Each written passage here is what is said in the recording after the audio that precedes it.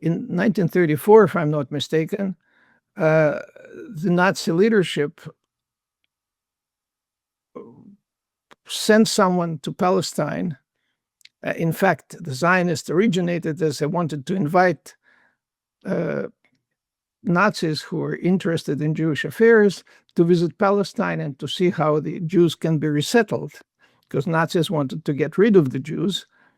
They didn't want originally to assassinate everyone. They wanted just to, so to speak, to cleanse Germany from Jews.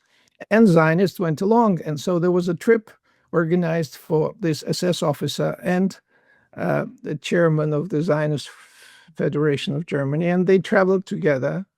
And as a result, there were a series of very positive articles written in the SS newspaper. And indeed, Zionists were treated much more positively by the Nazis than other Jews in the 30s, before the genocide, I mean. So this is a matter of record, historical record. I'm not inventing anything.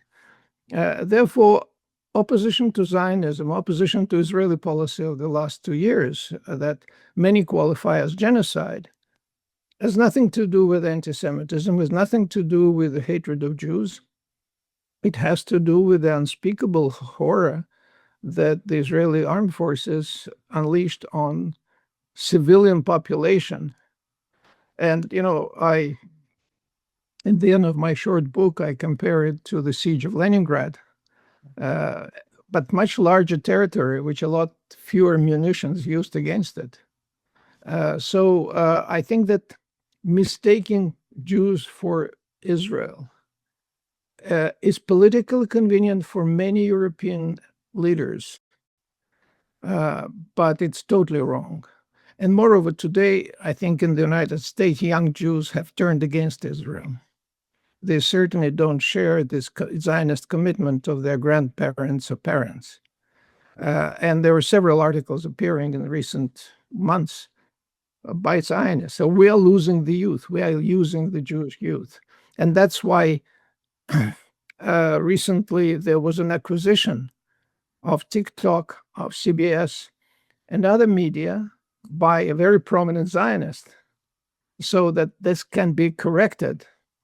Netanyahu himself said that that's the 8th front that Israel is fighting on. There was Yemen and Palestine and all that, but also the 8th front is in the United States for the hearts of the population, and the hearts are turning very much against Israel.